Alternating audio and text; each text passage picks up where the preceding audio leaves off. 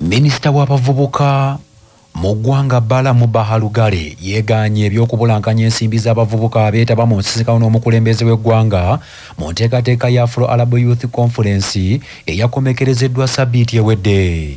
Sabbiiti ewedde omukulembeze w'eggwanga yali mugenyi mukulu mu nsisinkano n'abakulembeze b'abavubuka e Munyonyo abaali bakuŋŋaanye okubasomesa ku nsonga ez'enjawulo, omwali abaali bavudde mu Muslim Supreme Council, Patriotic League of Uganda, National Youth Council, NRM Youth League n'abalala nga baali bawera 731.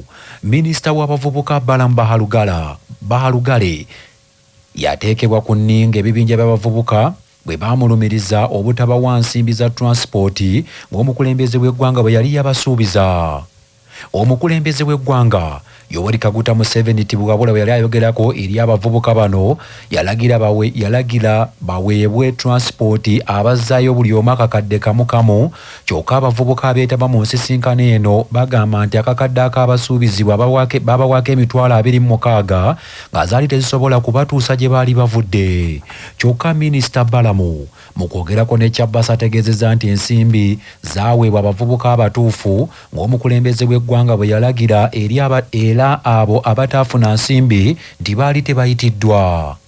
Naye kati bano abavubuka abalala abeereeta abaava mu bitundu ebirala mu ofisi ya pulezidenti, mu ofisi ya genda, mu ofisi ya ADRM secretariat, bona bali bagala bateekeko ate nga tebaali bavubuka, bali bantu bakulu. So muzeeyi yagamba okuwa bonna baweebwa era abakulembeze baabwe basayiningira ssente zaabwe ne bazitwala. Tewali ataafuna abo bonna b'owulira nga olaba Mama Janet ono abeera ku mikolo gya NRM. Watuuka abantu agamba nze sinafuna facilitation n'omubuuza waaki. So be bantu ababaddeko obuzibu naye tebalina na buzibu bwamu, baleka na buleka tebalina kyakukola. Naye accountability nagikoze n'omukulembeze gwanga yagifunye. Mu ngeri y'emu Balamu alabudde bannakibiina kya NRM obutamala geetwala ku mikolo nga tebayitiddwa nga balowooza nti baakuweebwayo akasente.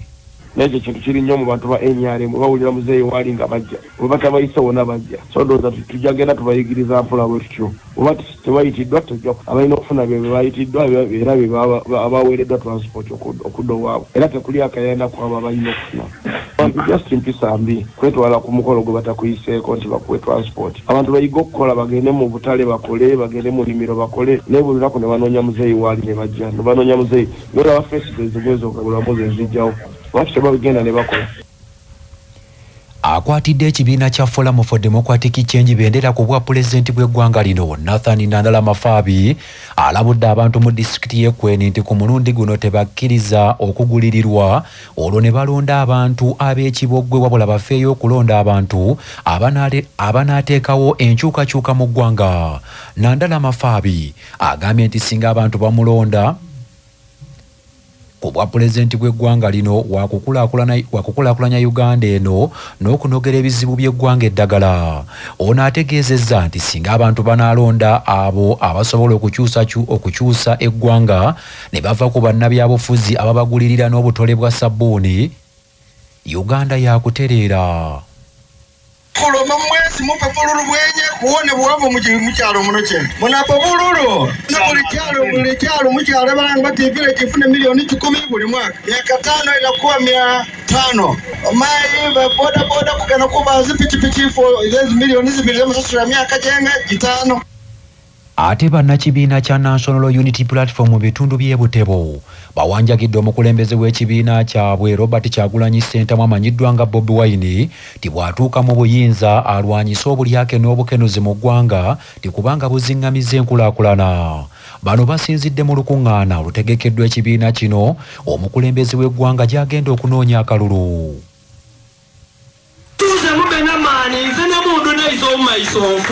Abyali wangu omutuuze w'ekitundu ite twamuwa kalulu twakyusa kunika exchange eyo mu bantu nimwe mulina otuwa maani omu disitulikiti y'e Butebu tulina kyamaani waayo isoba mutwali baana nga tutambula no zaidi zuwa.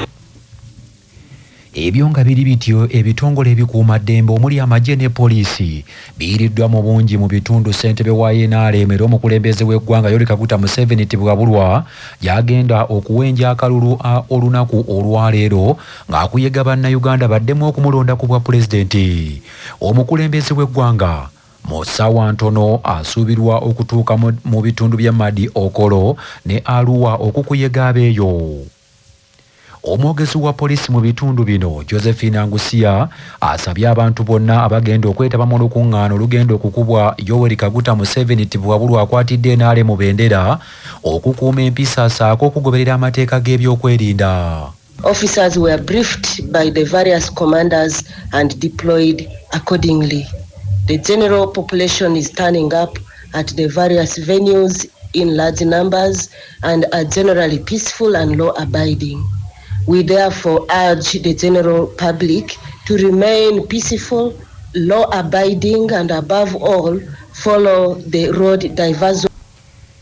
Enkalu zizzewo wakati wa minisitule y'ebyobulamu n'ekibiina ekigatta abasawo ekya Uganda Medical Association olw'ensimbi ezaggiddwawo ezibadde ziweebwa abasawo abali mu kugezesebwa ng'ate omukulembeze w'eggwanga ye yazibasuubiza. Ekibiina ky'abasawo ekya Uganda Medical Association kizzeemu okutabuka olwa minisitule y'ebyobulamu okufulumya ekiwandiiko ekiyimiriza ensimbi ezibadde ziweebwa abasawo abali mu kugezesebwa nga zino zibadde zibayambako okwebeezaawo.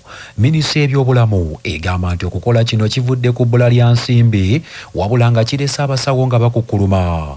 Amyuka pulezidenti w'ekibiina omwegattira abasawo ekya Uganda Medical Association Associate Professor Dr. Frank Asimwe agambye nti bawakanya ekyasaliddwawo minisitule y'ebyobulamu kubanga kikontana n'ekisuubizo ekyakolebwa omukulembeze w'eggwanga.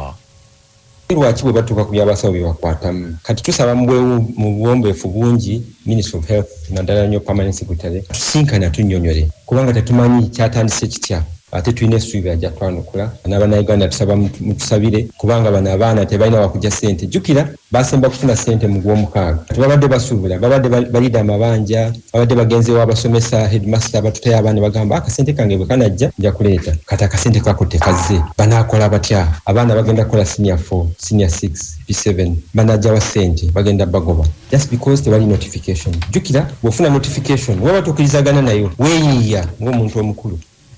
Dr. Lubega Robert akulira abasawo bamaliriza okusoma ate ne baddayo kukuguuka mu bintu ebyenjawulo abayitibwa ba senior house officers agamba nti abasawo abasoba mu 1300 be bakosebwa mu mbeera eno nga kyokka n'ensimbi ze baalina okufuna zaasalibwa okuva ku bukadde bw'ensimbi za Uganda 2.5 nga bwe bakkaanya n'omukulembeze w'eggwanga bwe baali mu keediimo.